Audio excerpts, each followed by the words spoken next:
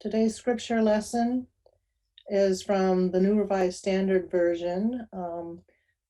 It's the book of Leviticus, chapter 13, verses 1 through 8.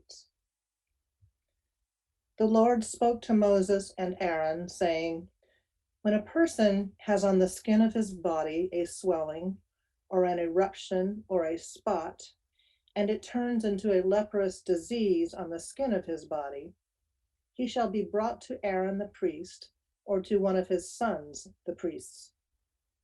The priest shall examine the disease on the skin of his body, and if the hair in the diseased area has turned white, and the disease appears to be deeper than the skin of his body, it is a leprous disease. After the priest has examined him, he shall pronounce him ceremonially unclean. But if the spot is white in the skin of his body and appears no deeper than the skin, and the hair in it has not turned white, the priest shall confine the diseased person for 7 days. The priest shall examine him on the seventh day, and if he sees that the disease is checked and the disease has not spread in the skin, then the priest shall confine him 7 days more. The priest shall examine him again on the seventh day, and if the disease has abated and the disease has not spread in the skin, the priest shall pronounce him clean. It is only an eruption, and he shall wash his clothes and be clean. But if the eruption spreads in the skin after he has shown himself to the priest for his cleansing, he shall appear again before the priest. The priest shall make an examination, and if the eruption has spread in the skin, the priest shall pronounce him unclean. It is a leprous disease." Yes, so that was hundreds of years old CDC bulletin for you. Friends, I think that we had enough of that, but I still think that there are things we can learn from our faith. And today we celebrate Charles Darwin and his theory of evolution. And we do it to highlight compatibility of science and our faith. And this year we do it because the world is in the clutches of pandemic. Thus we will use evidence-based science to read the Bible and also to understand our own times. So pardon me for this rather unusual and certainly not in regular lectionary readings, reading from the Leviticus. We will talk about epidemiology and about public health and ancient times and our own times. And first, using science and modern scholarship to read and understand the Bible. There is no doubt that the biblical leprosy, what we just heard from Leviticus, and then it continues and it's mentioned several times more in the Hebrew Bible as well as in New Testament, is not identical with a modern illness called that way. Bible presents different skin symptoms which somehow overlap but do not fit fully with what we call leprosy these days, or scientific name for that is Hansen's disease. Furthermore, Bible insists that this tzaraat, that's the Hebrew name for it, also infected and caused symptoms on clothes and even on buildings. And frankly, that cannot be Mycobacterium leprae or Mycobacterium leprae. That's the agent bacterium which is causing leprosy. On the other hand, the biblical illness was clearly infectious. We have it quite internalized by now, don't we? All the quarantine periods and requirements and tests and inspections and reviews. In that part of the Bible, it almost really reads like I mentioned, like a CDC instruction bulletin. ancient people would not have designated such complicated regimens without a purpose if they did not need it and if it did not work. So there is a strong understanding that it was indeed an infectious disease. But this part of the Bible was not written when it is pretending to be written in the times of the legendary Moses, which would put it somewhere 1500 before Common Era. And neither it was written during Babylonian captivity, like 600 years before Common Era, when most scholarship placed it until recently. The first datable and much similar state-organized epidemiological measures are documented in Persia, something like 400 BCE. But what we have in the Bible resembles best the early Hellenistic medicine. That means after Alexander the Great. And for instance, the function of priest in it corresponds with Asclepius' priests and their function in their healing temples. Interestingly, both Persian and Hellenistic times were dealing with the real leprosy, which was at that time spreading from India. It's at least for that period of time cradle. So biblical leprosy might be the real leprosy after all, or at least part of it. We only need to take seriously scientific and scholarly evidence. Just imagine, we have redated this biblical passage by something like 1,200 years from, say, Moses, or still impressive 300 years from the recent scholarship, what I was taught in the seminary. But by redating it and putting it into Hellenistic times, early Hellenistic times, we are solving a number of anachronisms, inconsistencies, and even absurdities. And that is why I cannot be fundamentalist or biblical literalist. I think that we need to pay attention to science and scholarship. And they are not in conflict with our faith. I think that they can actually strengthen it. Now, moving really how the faith can be strengthened by this openness to science, but also openness to biblical testimony and not taking it literally or having some freedom to explicate that to different times. That is the other reason. And big problem with specifically American fundamentalists and biblical literalists. I always wonder what kind of Bible do they read and how do they read it? Take, for instance, these rules of quarantine, and we read just small part of it. It goes on for the rest of the chapter and it continues in chapter 14.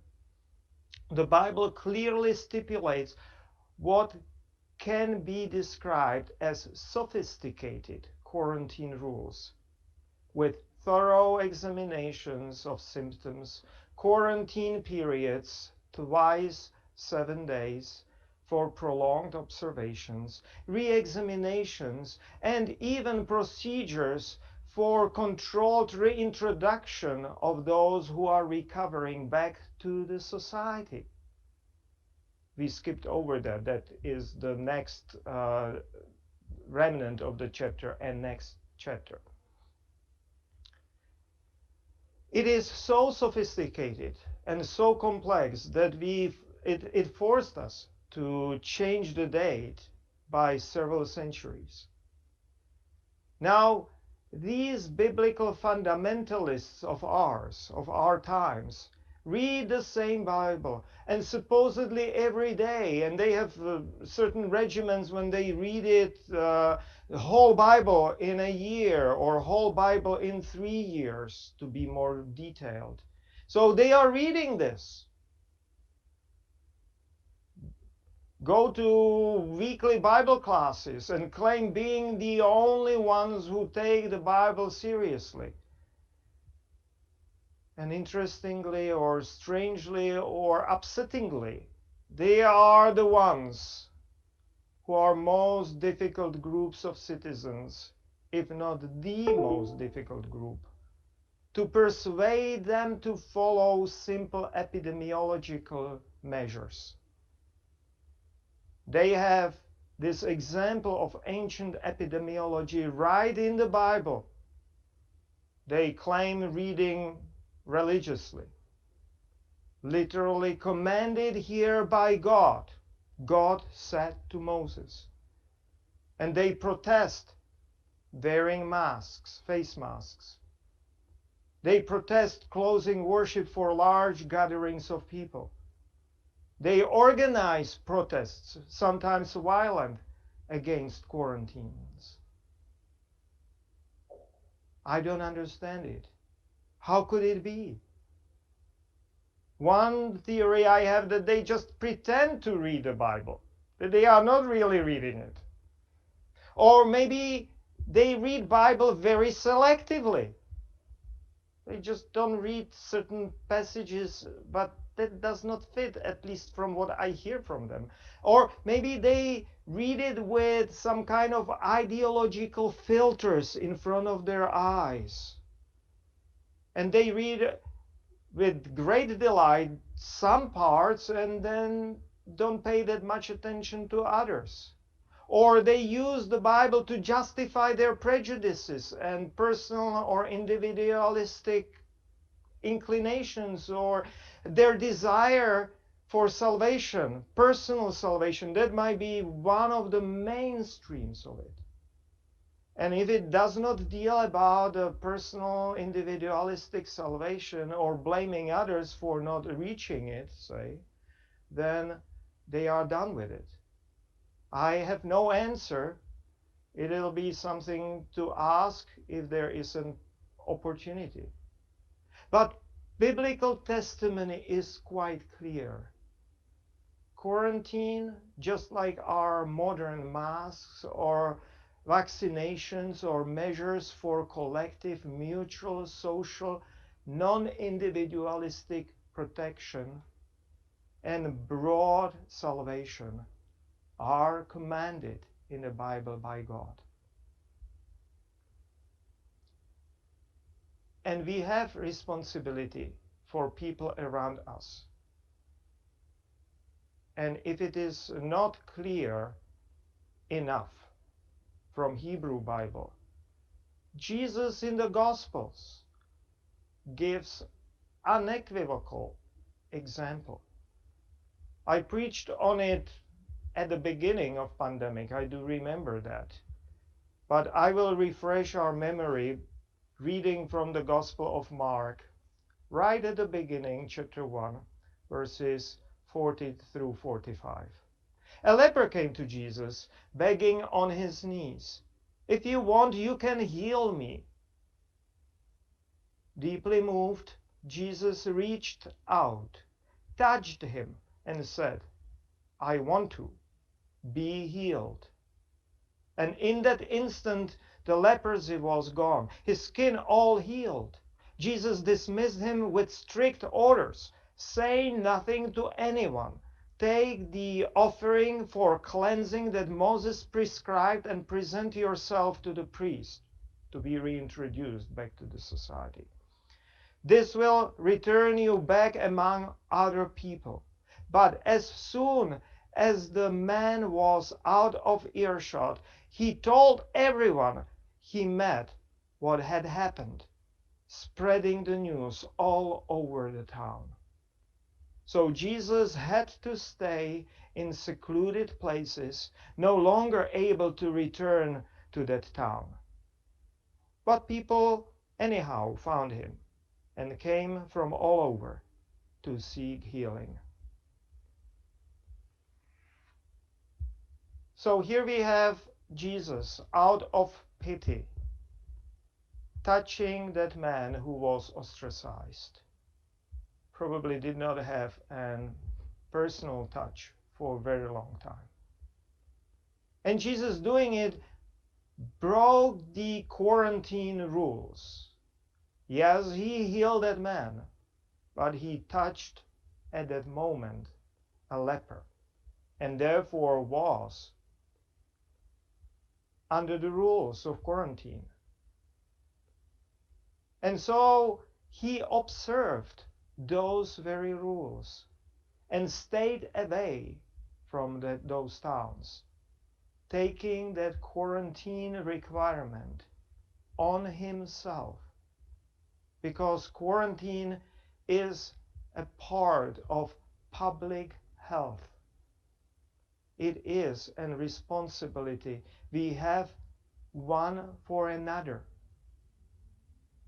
Current pandemic reveals, unfortunately, substantial amount of selfish foundation of our society.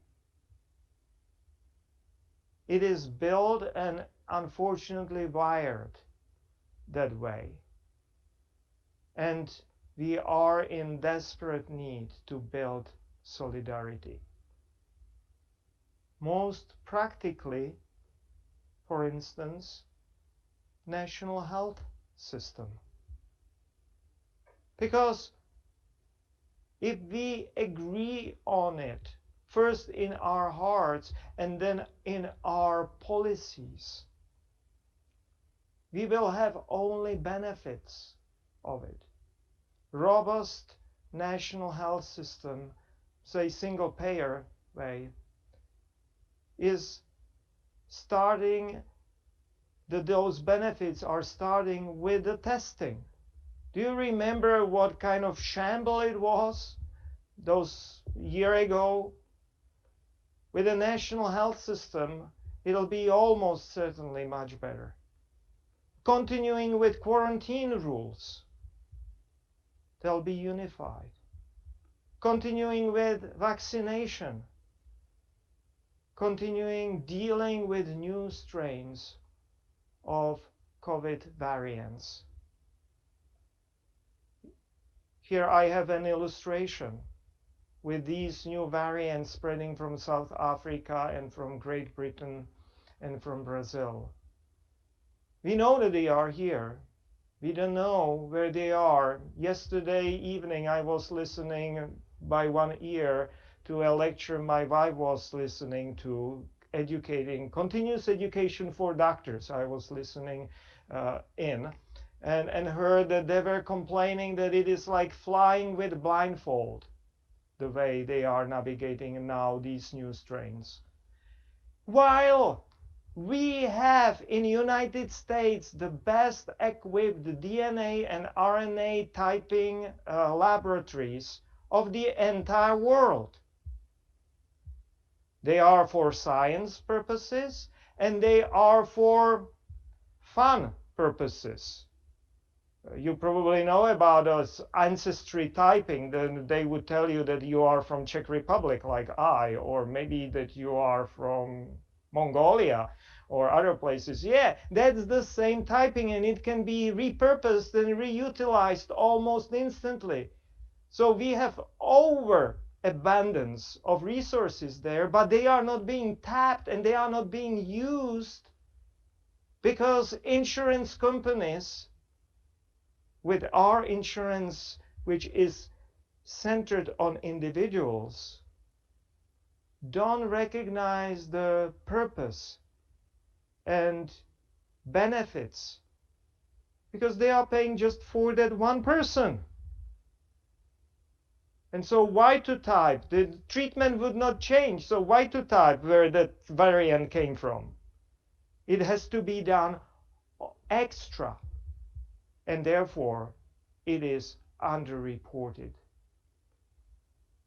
National Health Service would probably have it right in their mind that it is beneficial for everyone, not just for one patient. And that is another reason how our current predicament with pandemic, and also an ancient biblical text from the Hebrew Bible or from the New Testament, from the Gospel, can remind us that this shared and mutually um, accountable care is the only way for us to pull through it. We urgently need more true disciples of Jesus with understanding of mutual responsibility and building systems that way in our society, in our own lives. And if you have opportunity to get vaccinated, I know it is difficult, but try to do it. You are doing it for your own health. With those efficacies of those vaccines, it is indeed for your own health.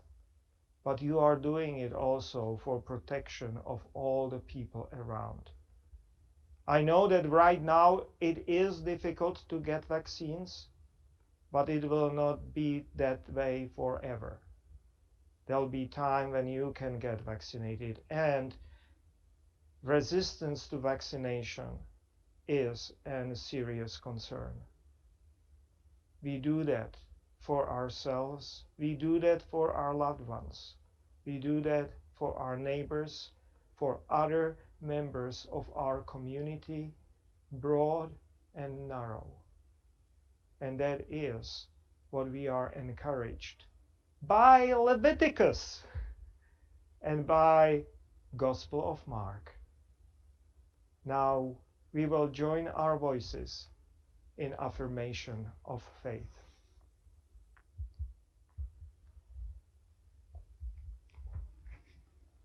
It is adapted from the Confession of 1967.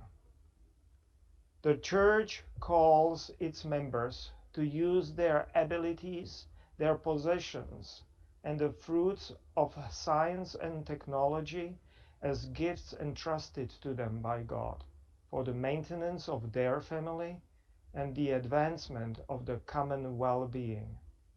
Church encourages all forces in human society that raise hopes for better conditions and provide people with opportunity for a decent living. Amen.